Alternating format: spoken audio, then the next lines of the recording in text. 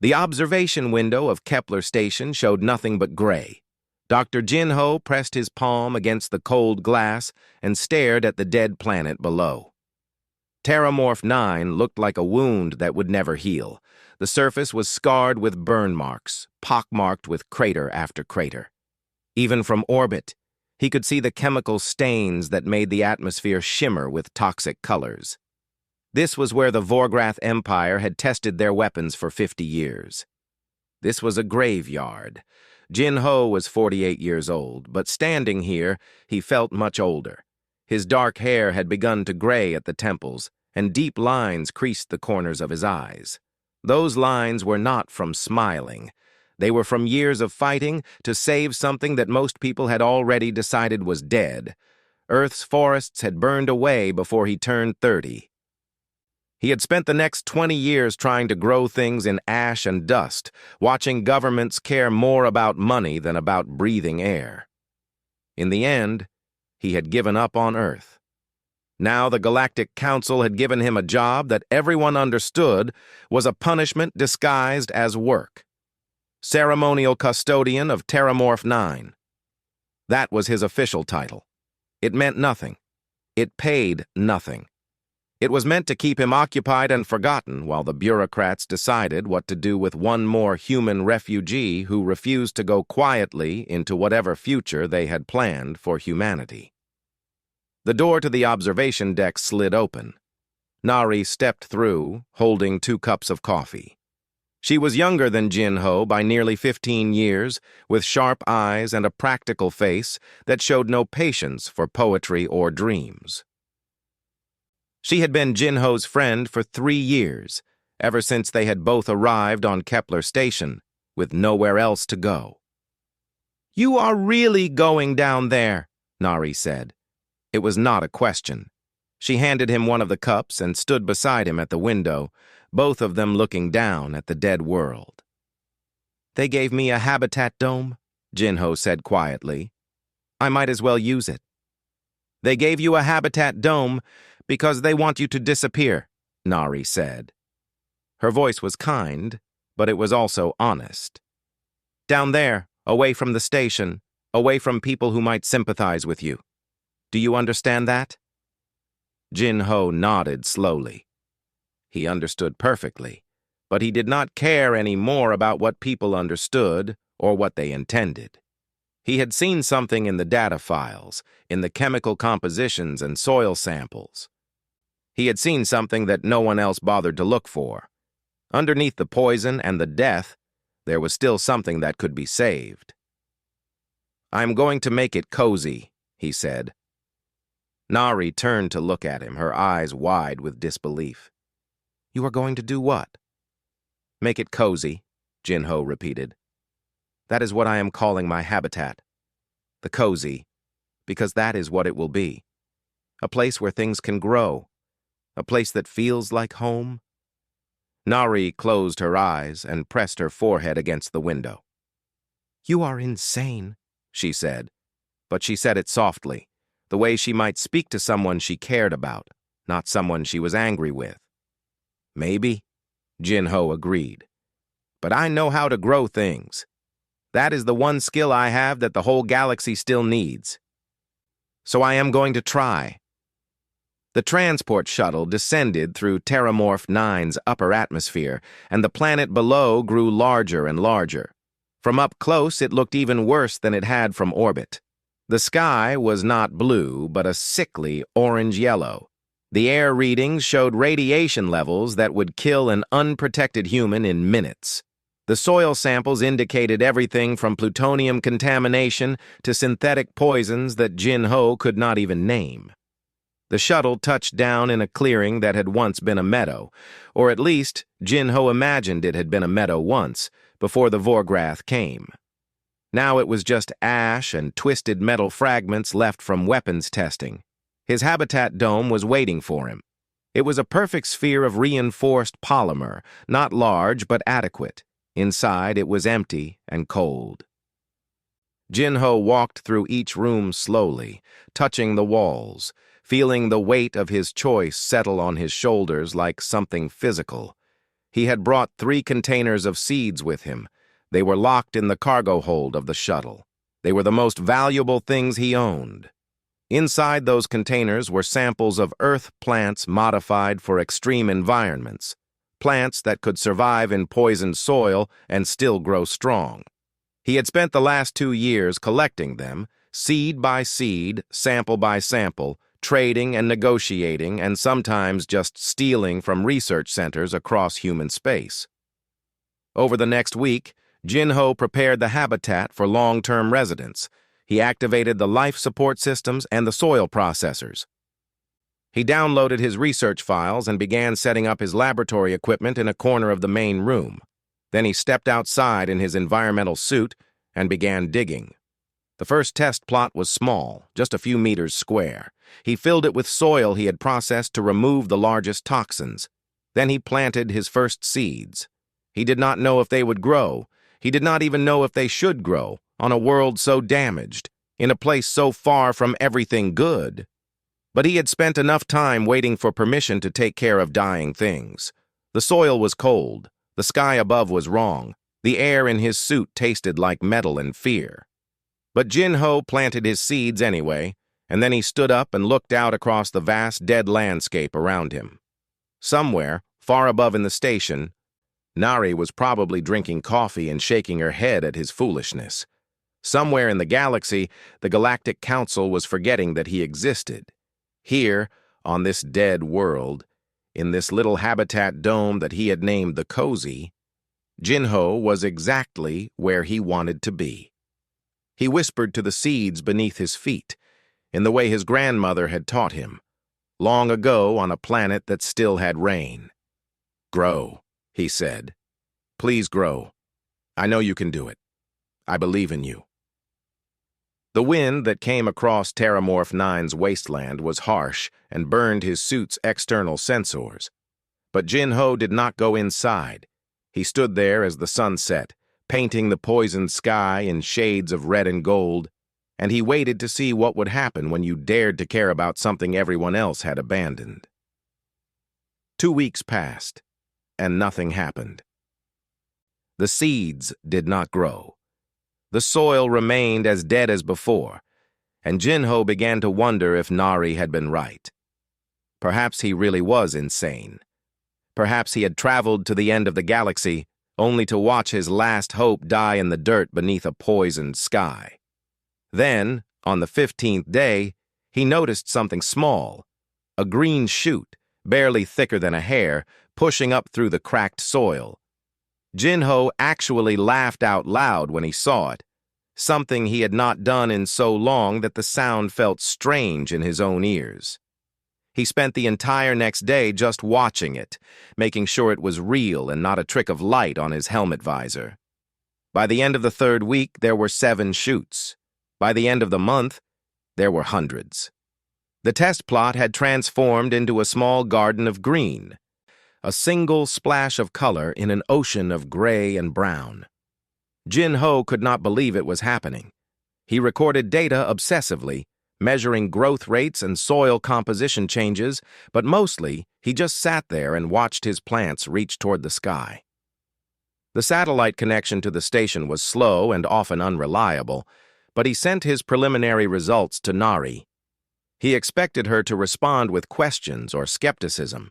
Instead, she simply sent back one message: "Call me." When Jin-Ho's signal finally connected with the station, Nari's face appeared on his screen. She looked tired, as if she had not slept. "Your results are impossible," she said without greeting. "The hybrid cross-species growing protocol you used should not work. The genetic code combinations are unstable." "But they are growing," Jin-Ho said. "I am looking at them right now." "I know they are growing," Nari said. "I have been showing your data to other people. Some think you are lying. Some think your instruments are broken. Some think you have made a major discovery. The botanists are arguing. The genetics researchers are arguing. Everyone is arguing, which means they are taking it seriously." Jin-Ho felt something shift inside him, a small weight lifting. Just knowing that people were paying attention, That his work mattered enough to argue about made everything feel less impossible. Over the next 3 months, Jin-Ho expanded his work. He created new test plots with different variations of his hybrid seeds.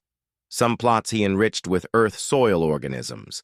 Others he treated with different chemical neutralizers. He experimented with different watering schedules and light exposures. Slowly, painfully, methodically, he began to understand what these new plants needed to survive in this hostile world. Then, one day, something extraordinary happened. Jin-Ho was taking soil samples from his original test plot when he noticed something unusual. The radiation reading was lower than it had been the month before, much lower. The plants themselves were actually absorbing the radiation from the soil. They were not just surviving in the poison, they were actively cleaning it. He ran the tests again, then a third time because he could not believe the numbers he was seeing. The results were consistent. The hybrid plants were designed by his genetic engineering to be hardy and resistant, but what they were actually doing was far more remarkable. They were eating the poison. They were taking the toxins and breaking them down into harmless components. They were healing the planet itself. This time, when he sent his results to Nari, her response came back in minutes. "Send me everything. Raw data, genetic codes, growth models, everything. This changes everything." The scientific community's response was not what Jin-Ho expected. Yes, there was excitement. Yes, there were messages from research institutions across human space asking questions and demanding access to his work. But there was also fear, and there was anger. Some scientists accused him of manipulating his data. Some said his methodology was flawed. Some suggested that his plants were dangerous and should be destroyed before they could spread. The arguments that Nari had mentioned became louder and more hostile. People began to take sides. Then something happened that no one had predicted. A Vorgrath inspection shuttle descended from the station toward the planet's surface. The Vorgrath were the ones who had signed the contract to use Terramorph 9 as their weapons testing ground. They came here regularly to evaluate the site and plan new testing schedules, but they had never come while Jin-Ho was present. Jin-Ho watched the shuttle land near his habitat dome. 3 figures emerged, each more than 2 meters tall, their exoskeletons covered in patterns that marked their rank and status. The Lade Vorgrath was a commander named Kirel, with scars that ran across his face like marks of honor. Chiral had been coming to Terramorph 9 for 8 years. "Dr. Jin-Ho," Chiral said, his translator converting his deep, clicking language into standard speech. "We have heard that you are conducting unauthorized research on this site." Jin-Ho had learned long ago that honesty was sometimes the best strategy with Vorgrath. They appreciated directness. "I am growing plants," he said. "I am making the land better. That is all." Kiril looked past him toward the test plots. His multiple eyes seemed to focus on different parts of the garden simultaneously. "You are doing what the contract explicitly forbids. The land is to remain unsuitable for colonization. The contract pays our empire to maintain it as a testing ground." "I know," Jin-Ho said. He was standing straight, not challenging, but not submitting either. "But the land is becoming unsuitable for testing because I am healing it. Soon there will be nothing here to test weapons on.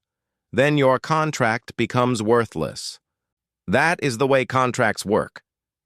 For a long moment, Kiril did not move. Then, surprisingly, the Vorgrath commander made a sound that might have been laughter. "You are using economics against us," Kiril said. "You are claiming that we cannot use this land because you are making it too alive to be interesting as a weapons range. That is acceptable reasoning." Kiril stepped forward and bent down to examine one of Jin-Ho's plants, his scaled fingers barely touching the stem. "What is your intention?" he asked.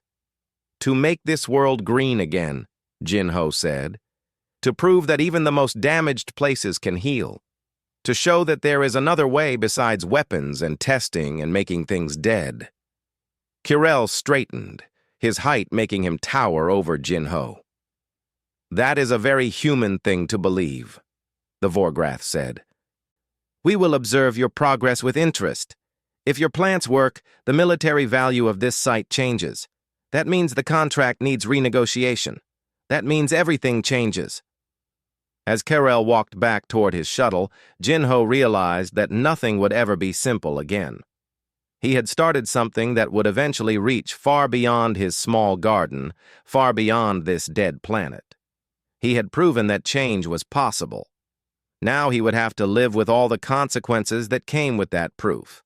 Behind him, in the soil of Terramorph 9, thousands more seeds were waiting to grow.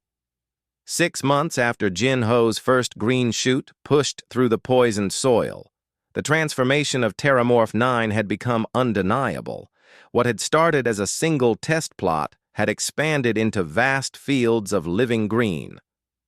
Jin-Ho had automated much of the work, creating a network of seed dispensers that spread his hybrid plants across the planet's surface in carefully calculated patterns. From orbit, the dead world was beginning to show veins of color, like life returning to a frozen corpse. The scientific community that had doubted him was now divided into 2 camps. Some researchers wanted to study his work, to learn the secrets of his hybrid plants, so they could apply them to other damaged worlds across the galaxy. Others wanted to shut him down, claiming his methods were untested and potentially dangerous.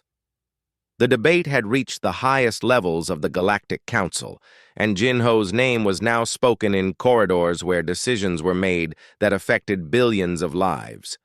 But Jin-Ho himself remained on the surface, in his small habitat dome, doing the same thing he had always done. He worked, he planted, he observed. He adjusted his formulas based on what he learned. The outside noise seemed far away, muted by distance and by his own focus on the work in front of him. It was during this period that Lyra arrived.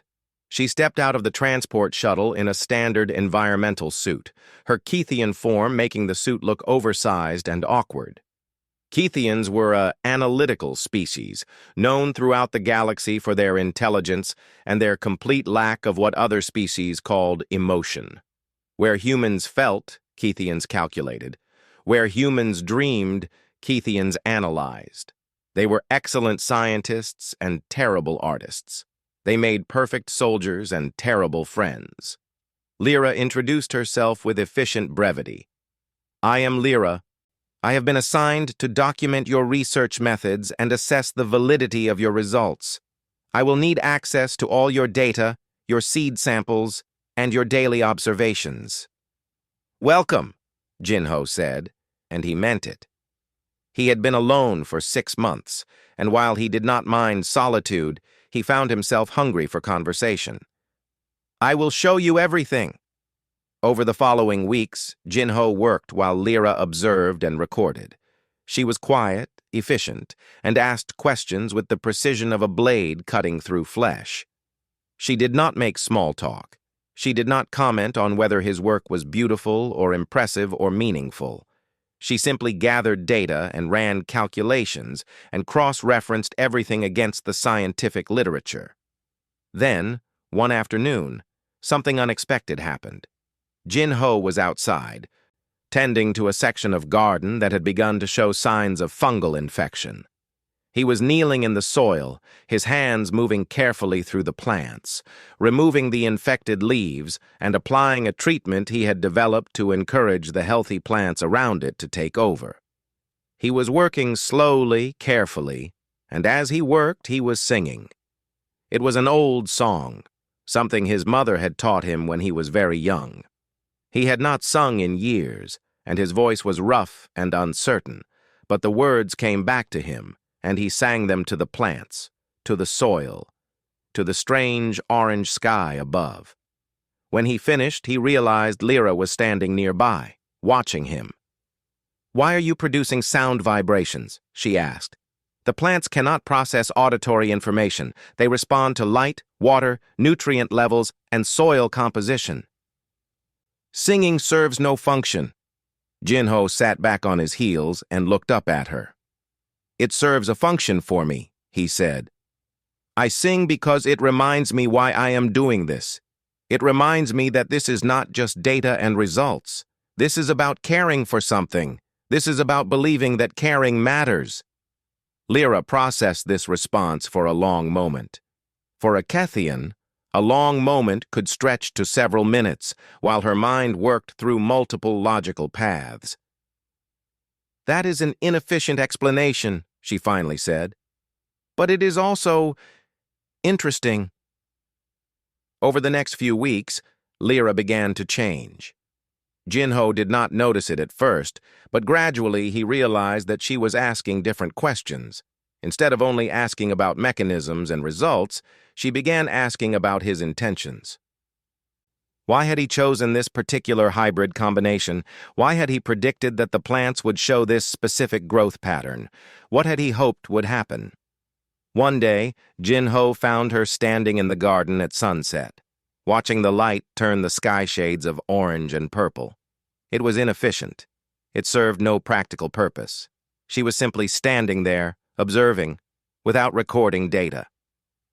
"Are you learning something?" Jinho asked.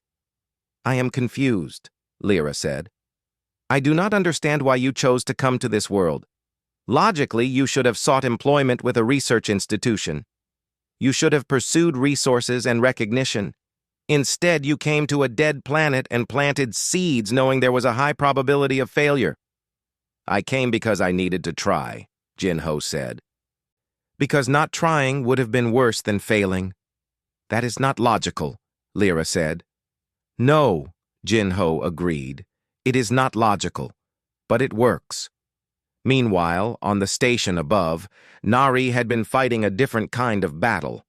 She had been presenting Jinho's results to the council representatives and arguing that his work should be protected, expanded, and recognized as one of the most important scientific achievements in recent history.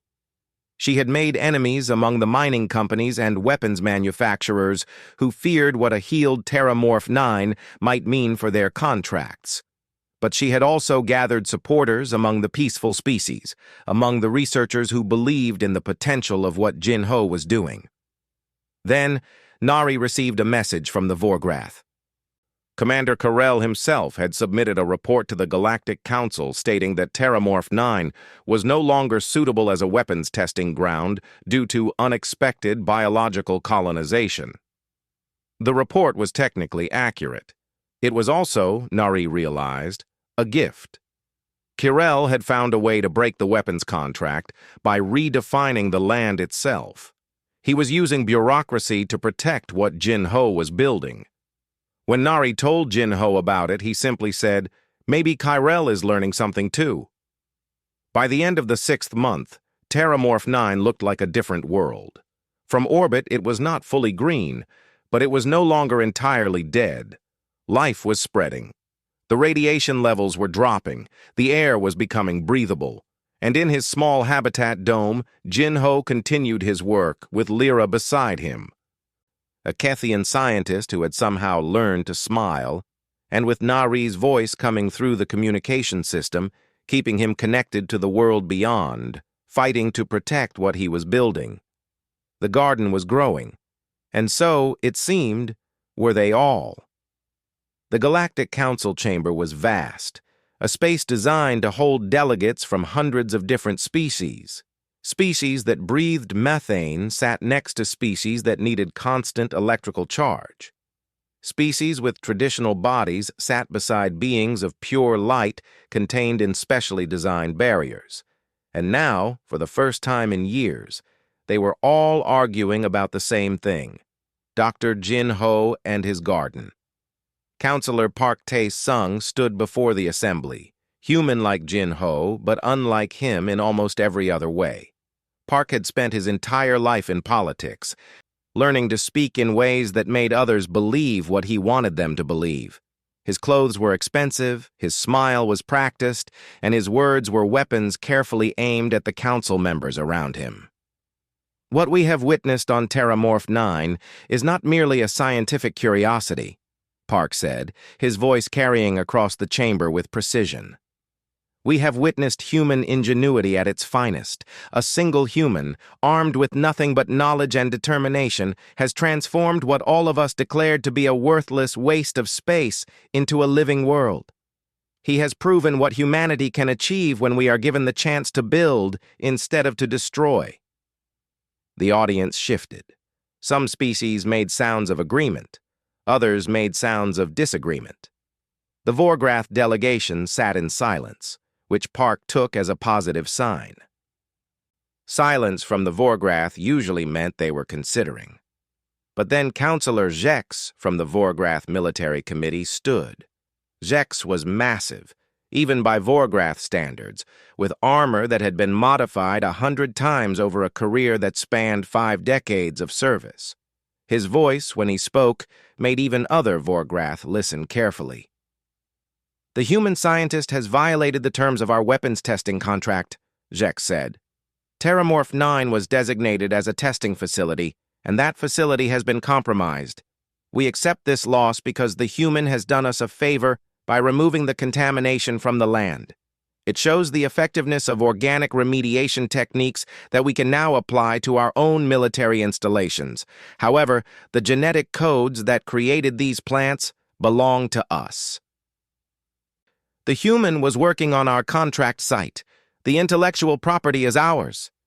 The chamber erupted.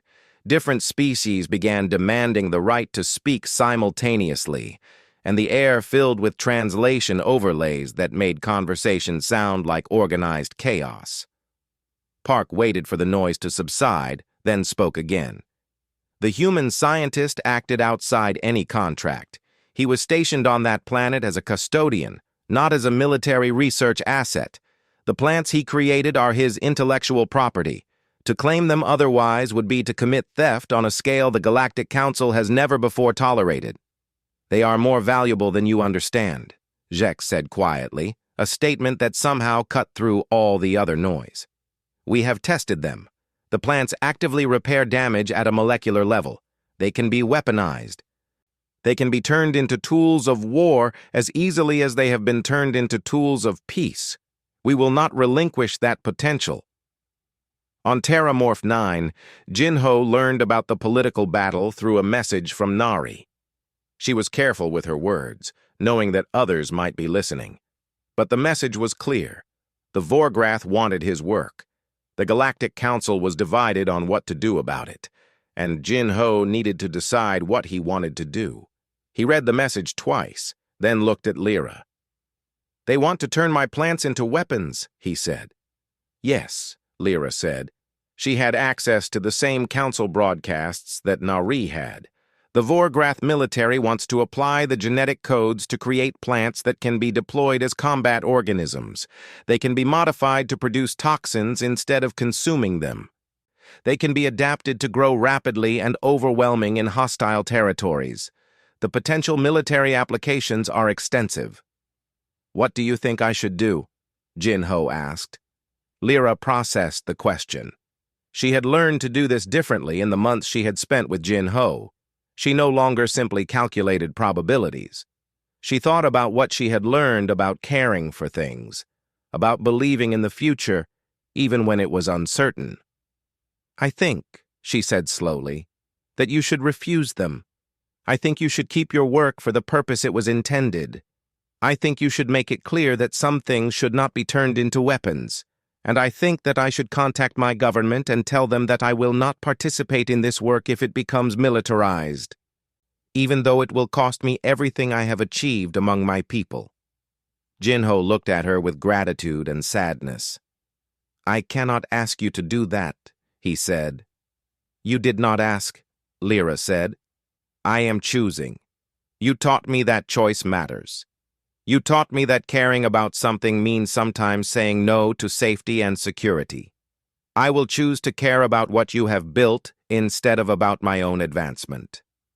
In the council chamber, Park Tae-sung received a message from Jinho. It was short and clear. Tell them no. Tell them these plants exist to heal, not to harm. Tell them that I am willing to defend that position to the end.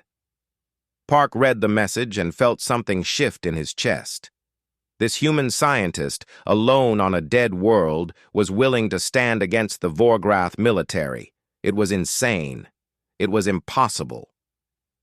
It was also exactly what the galaxy needed to see. Park stood again.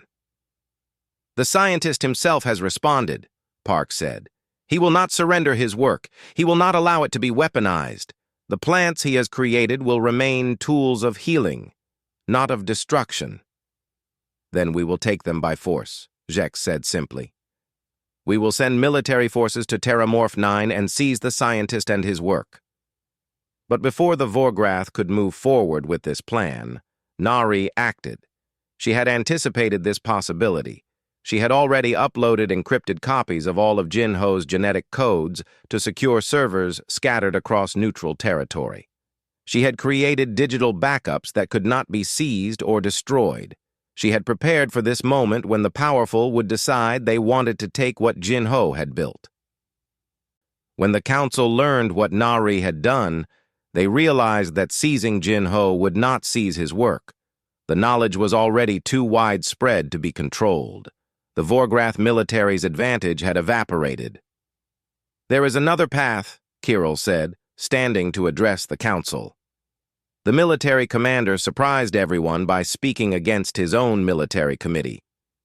"We can obtain access to the genetic codes through legitimate scientific channels. We can negotiate with the human scientist directly.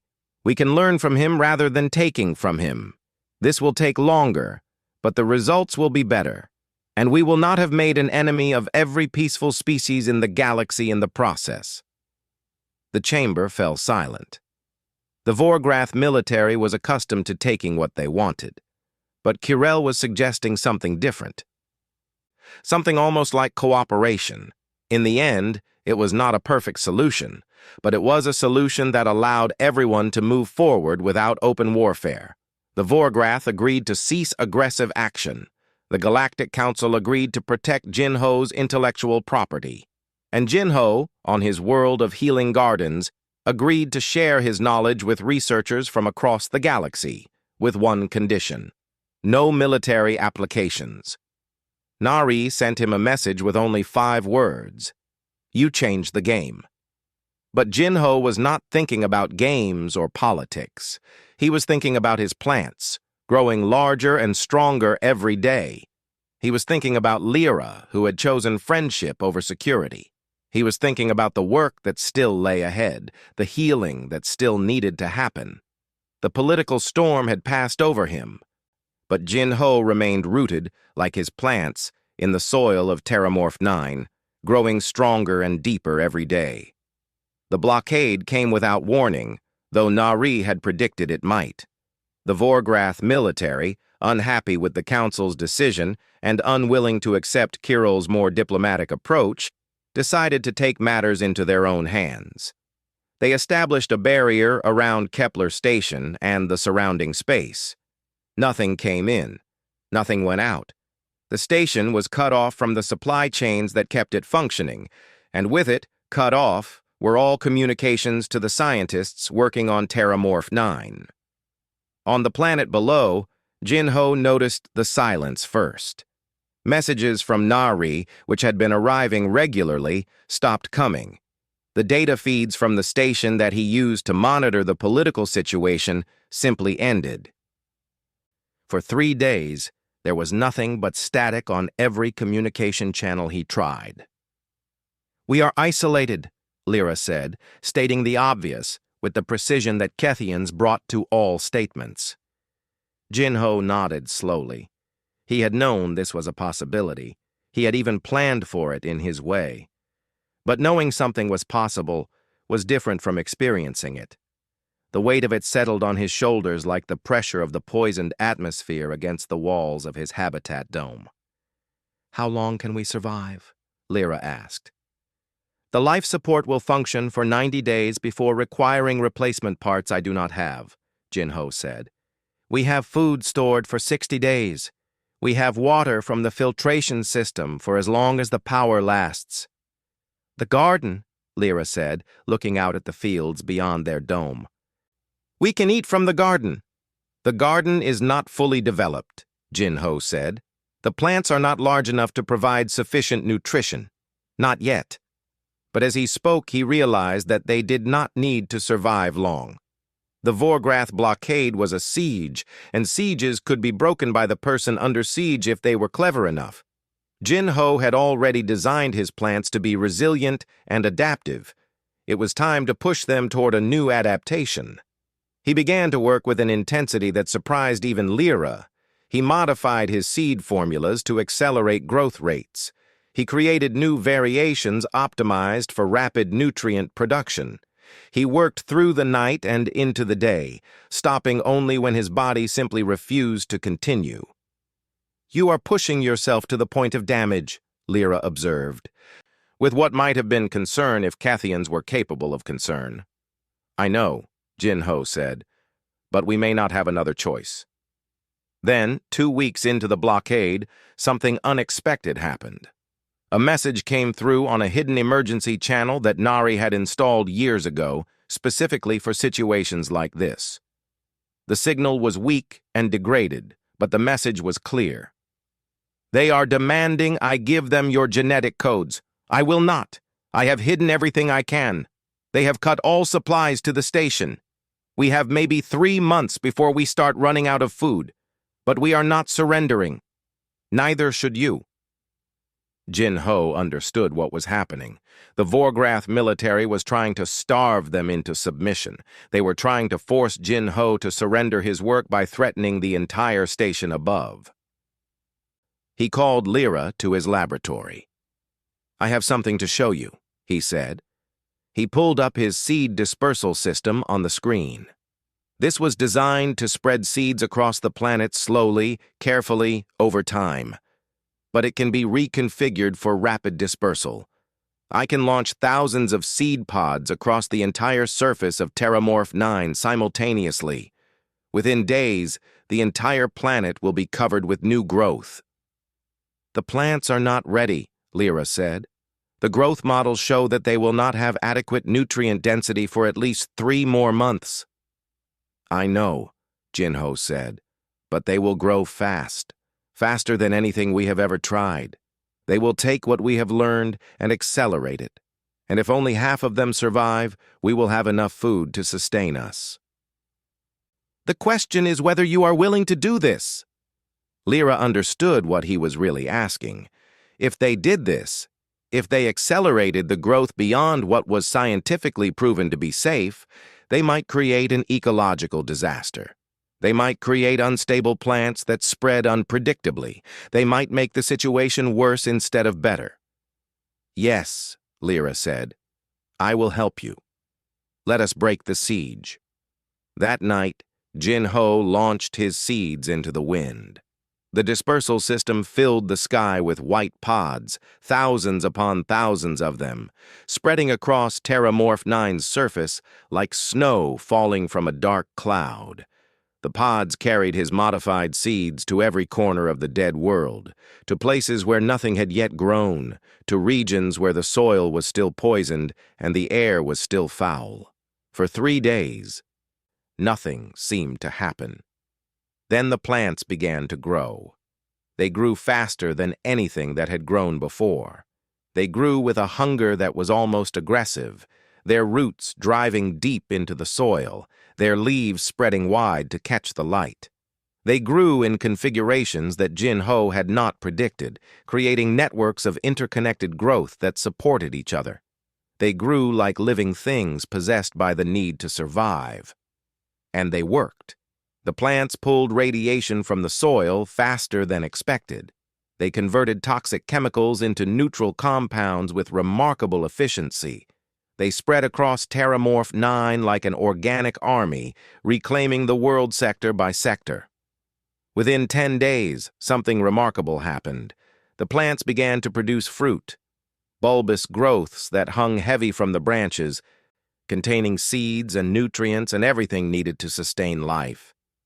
Jin-Ho's modified plants had accelerated their own reproductive cycle, adapting to the crisis he had created for them.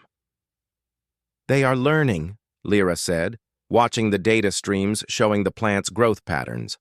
Or perhaps, more accurately, they are responding to the genetic programs you embedded in them. But the response is more sophisticated than anything we anticipated. Jinho and Lyra ventured outside and picked the fruit from the closest plants. It was still warm from the sun and it tasted strange and slightly bitter, nothing like earth fruit. But it was food, and it was abundant. "We can eat this," Lyra said. "We will survive." Word of what Jinho had done reached the blockading Vorgrath forces. They reported that Terramorph 9 had suddenly erupted into massive plant growth. They reported that the radiation levels across the planet had dropped precipitously. They reported that the weapons testing site had transformed into a living jungle. Commander Carell received this report and made a decision. He contacted his military committee and explained that Terramorph 9 was no longer suitable as a weapons testing ground. The planet had become too alive. The contamination had become too organic. The site was no longer of tactical value. It was bureaucratic maneuvering at its finest. Kirel was using the military's own logic against them, declaring the site unsuitable by redefining what unsuitable meant. Within a week, the blockade began to lift. The Vorgrath military withdrew. They no longer had a contract to enforce, and they no longer had a valid reason to maintain a siege against a planet that no longer served their purposes. When communications with the station were finally restored, Nari's first message was, "I knew you would find a way. Welcome to the free world, Jinho." On Terramorph 9, surrounded by the impossible green of his garden's rebirth, Jinho stood with Lyra and watched the sky. The orange haze was beginning to clear. Somewhere far above, the blockade was ending, and below their feet, in the soil that had once been dead, millions of plants were reaching toward the future.